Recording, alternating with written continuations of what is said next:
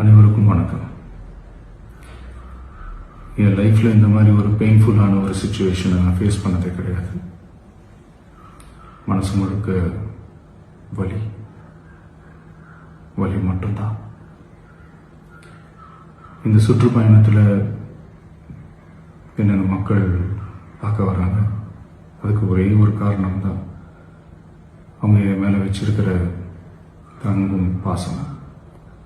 அந்த அன்புக்கும் பாசத்துக்கும் நான் எப்பவும் கடமைப்பட்டிருக்கிறேன்.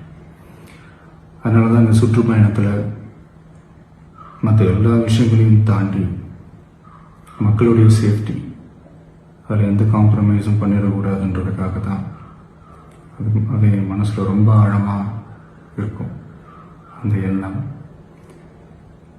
அதனால தான் இந்த அரசியல் காரணங்கள் எல்லாத்தையும் தவிர்த்துட்டு ஒதுக்கி வச்சுட்டு மக்களுடைய சேஃப்டி மட்டும் மைண்டில் வச்சுக்கிட்டு அதுக்கான இடங்களை சூஸ் பண்ணுறது, அதுக்கான இடங்களை பார்த்து பெர்மிஷன் கேட்கறது, போலீஸ் டிபார்ட்மெண்ட்டில் அதை ரிக்வெஸ்ட் பண்ணி கேட்போம். ஆனால் நடக்கக்கூடாதது நடந்துருச்சு. நான் மனுஷன் தானே. அந்த நேரத்தில் அத்தனை பேர் பாதிக்கப்பட்டு இருக்கும்போது எப்படி அந்த ஊரை விட்டுட்டு என்னால் கிளம்பி வர முடியும்?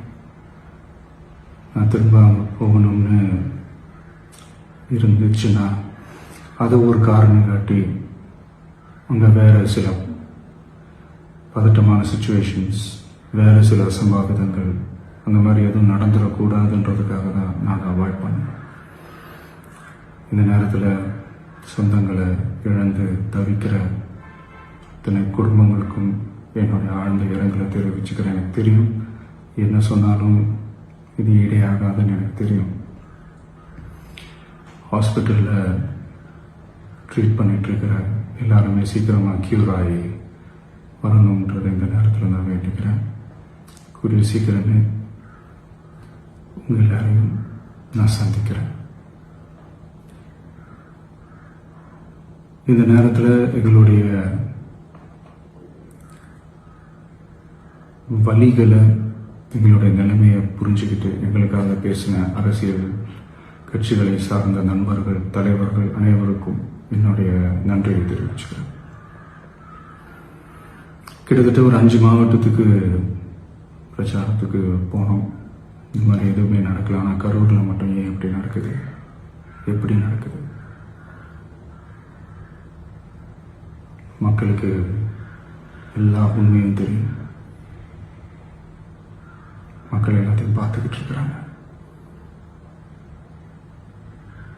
கரூரை சேர்ந்த அந்த மக்கள் அந்த உண்மையெல்லாம் வெளியில் சொல்லும்போது எனக்கு கடவுளே நேரில் வந்து இறங்கி அந்த உண்மைகள்லாம் சொல்கிற மாதிரி எனக்கு தோணுச்சு. சீக்கிரமே எல்லா உண்மைகளும் வெளியில் வரும்.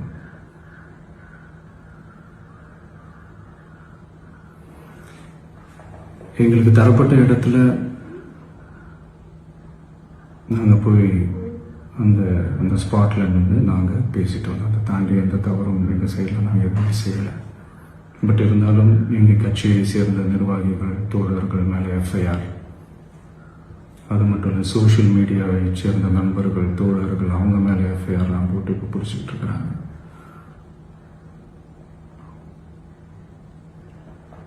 சிஎம் சார், உங்களுக்கு ஏதாவது இந்த பழி வாங்கணும் அப்படின்ற எண்ணம் ஏதாவது இருந்துச்சுன்னா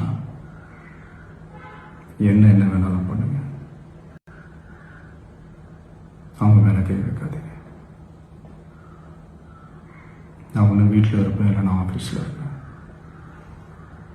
என்ன வேணாலும் செய்யுங்க. நண்பர்களே, தோழர்களே, நம்மளோட அரசியல் பயணம் இன்னும் ஸ்ட்ராங்கராக, இன்னும் தைரியத்தோட